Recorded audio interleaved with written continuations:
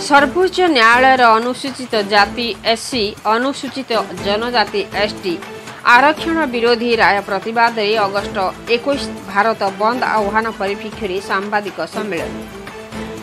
आज नवरंगपुर सदर डाकबंगला ठारे सर्वोच्च न्यायालय अनुसूचित जाति विरोधी राय प्रतिवाद अगस्ट 21 भारत बंद आह्वान दि जाइछि। एठारे प्रकाश थाउ कि गत 1/8/2024 तारिख दिन सुप्रीम कोर्ट द्वारा एक तरफा भाव संरक्षण एवं वर्गीकरण करा जाई परिबो बोली राज्य सरकार को निर्देश दिया जाइछि एवं क्रीम लेयर लागू करा जाई परिबो बोली कहिसेंती। ए वर्गीकरण एवं क्रीम लेयर को पार्लियामेंट और राष्ट्रपति बिना अनुमोदन रे करा जाई परिबो नाही। सुप्रीम कोर्ट एही राय देश रे आदिवासी दलित समाज को बहुत बड़ा आघात लागिछि। आदिवासी और हरिजन मानक संरक्षण अधिकार को दुर्बल करदेवा और सीमित रखा एवं बंद करदेवा एक षड्यंत्र चली।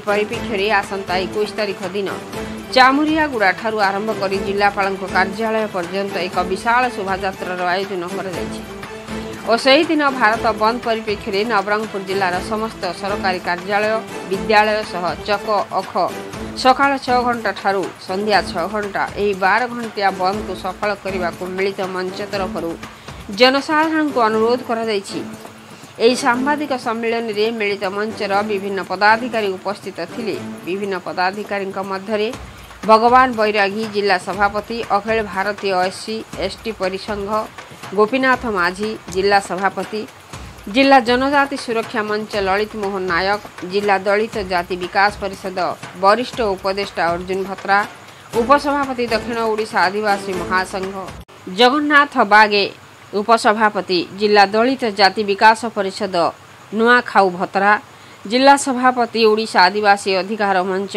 चिंका भत्रा जिला सभापति भारतीय विद्यार्थी मोर्चा दामोदर पूजारी और अनेक बुद्धिजीवी और मिलित मंचर कर्मी उपस्थित थिले। नवरंगपुर जिलूर रविनारायण महांती रिपोर्ट मसीहा न्यूज।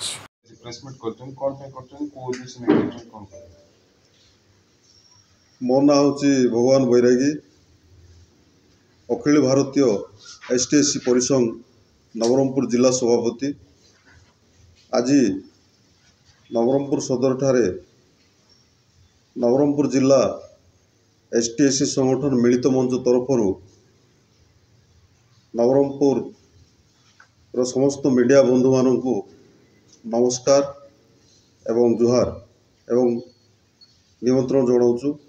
आपण गणमाध्यम जरिया आमे जनाऊँ जे एससी एसटी बा अनुसूचित जाति अनुसूचित जनजाति अधिकार संरक्षण उपरे सुप्रीम कोर्ट को द्वारा आसीथिबा जो राय अत्यंत दुर्भाग्यजनक एवं असंवैधानिक अटे। मूल संविधान आर्टिकल 341 एंड आर्टिकल 342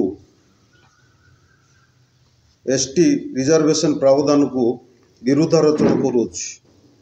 प्रकाश थाउ कि गतता 1/8/2024 तारिख दिन सुप्रीम कोर्ट को द्वारा एक तरफा भाव रिजर्वेशन भितर रिजर्वेशन एवं वर्गीकरण क्लासिफिकेशन करा जाई पारिबो बोली राज्य सरकार को सुप्रीम कोर्ट जो निर्देश देइछंती एवं क्रिमिलेयर लागू करा जाई पारिबो बोली जो कहिसंती।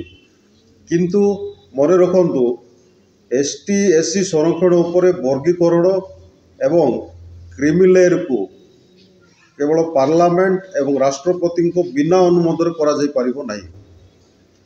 जोटा कि सुप्रीम कोर्ट जो राय देइछंती सेरा गोटे दुर्भाग्यजनक। सुप्रीम कोर्ट को यही राय देशर आदिवासी दलित समाज को बहुत बड़ आघात लगी। एसटीएससी मान को रिजर्वेशन अधिकार को दुर्बल करदेवा सीमित करदेवा एवं बंद करदेवा यह षड्यंत्र एवं प्रयास चली। यही राय को आम संगठन तरफ संपूर्ण विरोध करुचु और निंदा करुचु। यही राय विरुद्ध रे राष्ट्रीय संगठन मानक आह्वान रे 21 अगस्त 2024 बुधवार भारत बंद को पूर्ण मात्रा रे आमे नवरंगपुर संगठन समर्थन जनाई 12 घंटिया बंद पालन करने को जाऊँ एवं आमे जो बंद पालन करूँ 21 अगस्ट गणतांत्रिक सांविधानिक पद्धति रे शांति श्रृंखला रक्षा करी राजरास्ता गाड़ी मोटर दुकान बजार बंद करा जिवो।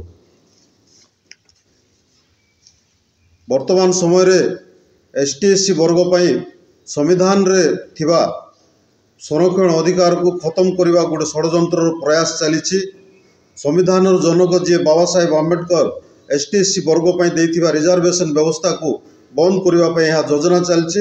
एणु मु आपण गणमाध्यम जरिया आह्वान करुच्ची जिलार समस्त एसटी एससी वर्गर छात्र छात्री बुद्धिजीवी समाजसेवी माँ भौणी मानू 21 अगस्ट भारत बंद आंदोलन रे सामिल होंतु और यह सफल करंतु।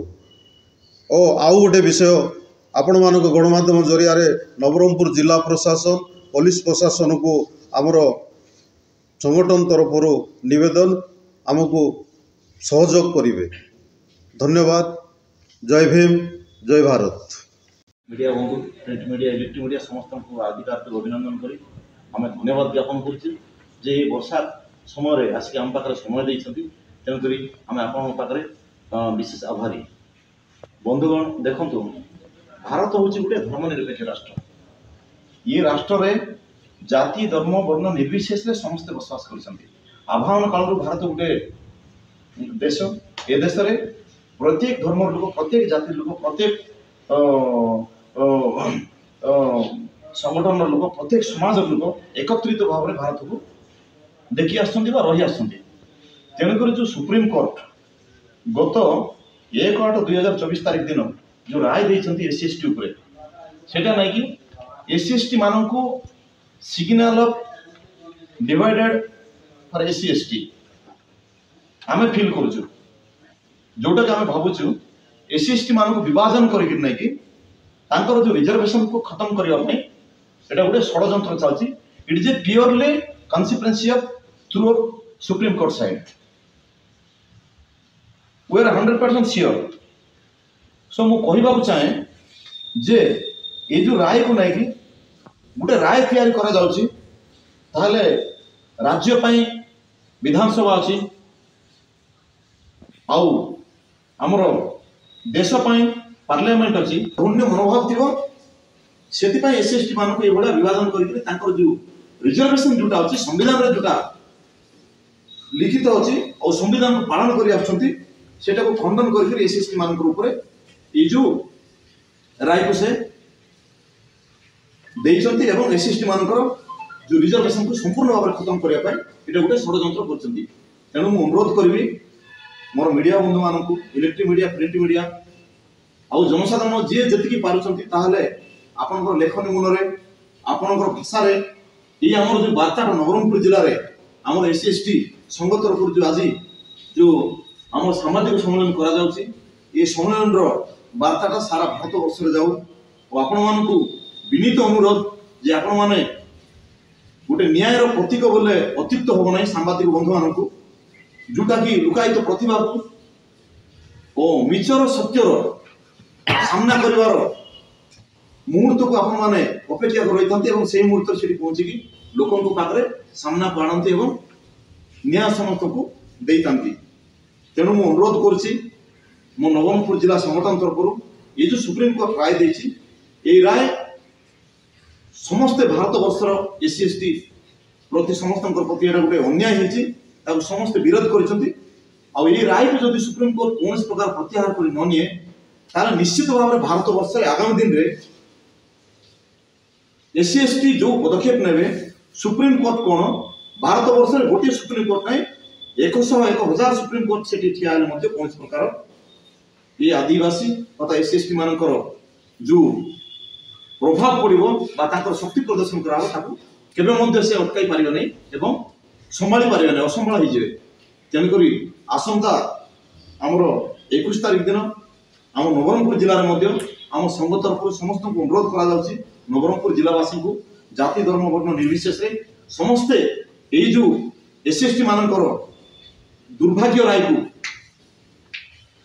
एड़ाइबा सुप्रीम कोर्ट प्रत्याहार करने जो स्वर उत्तोलन होची से स्वर सहित आपण माने स्वर मिले आमको साहाय्य सहयोग करेंगे एवं आसंता 21 तारीख दिन भारत बंद करिवारे 12 घंटा भारत बंद डाकरा दिया सेठी आपण माने साहाय्य करे बोली मो संघ तरफ तथा मो व्यक्तिगत तरफ समस्त को विनम्र अनुरोध करी मो मोर वक्तव्य शेष कर।